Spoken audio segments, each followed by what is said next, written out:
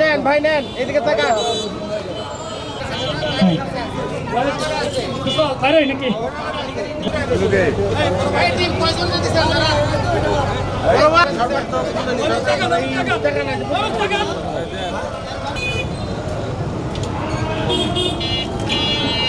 প্রাণী সম্পদ অধিদপ্তর বাংলাদেশ কর্তৃক আমাদের সুলভ মূল্যে বিক্রি হচ্ছে আমাদের প্রাণী সম্পদের পণ্যগুলা।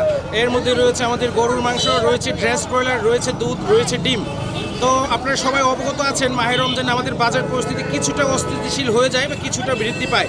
সেই লক্ষ্যে কিন্তু আমরা মাহে রমজানের প্রথম দিন থেকে আমাদের জামালপুরে 2টা পয়েন্ট ছিল, এই ফৌজদারি মোড় এবং হাই স্কুল মোড়ে আমরা দুধ এবং ডিম সুলভ মূল্যে বাজার দরের চেয়েও কম মূল্যে বিক্রি করতেছিলাম।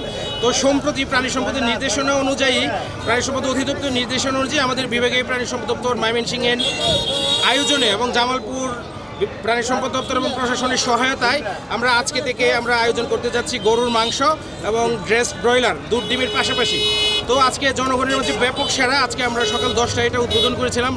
জেলা প্রশাসক এডিসি জেনারেল মহোদয় ছিলেন, সাংবাদিকবৃন্দ আছেন, পুলিশ বাহিনী সহ আমরা একটা ছোটোখাটো অনুষ্ঠানের মাধ্যমে আমরা এটা আয়োজন করেছি। তো আমাদের বিশেষত্ব হচ্ছে বাজারে গরুর মাংসের দামটা এখন কিন্তু 750 কমে পাওয়া যাচ্ছে না, আমরা সেটা দিচ্ছি 650 টাকা। একজন 1 কেজি নিতে পারবে। আজকে আমরা 180 কেজি ওজনের একটা গরু জবাই করেছিলাম, সেটা 4টা পয়েন্টে বিক্রি হবে। এছাড়া আমরা দুধ দিচ্ছি 80 টাকা মূল্যে, যেটা বাজারে আছে 100 টাকা মূল্যে। আমরা ডিম দিচ্ছি প্রতিটি 9 টাকা, যেটা বাজারে আছে 9.5 টাকা বা 9 টাকা 70 পয়সা। আমরা ড্রেস ব্রয়লার দিচ্ছি 250 টাকা কেজি, যেটা বাজারে আছে 280 থেকে 290 টাকা। তো আমাদের প্রাণী সম্পদ অধিদপ্তর এটাই চাচ্ছে যাতে যে প্রাণীর যে পুষ্টিগুলো সেটা যাতে সহজলভ্য মূল্যে কিছুটা কম মূল্যে নিত্যনৈতিক দামের চেয়ে আমরা যাতে দিতে পারি জনগণকে, সেই ধারা আমাদের অব্যাহত আছে আর কি, সেই ধারা।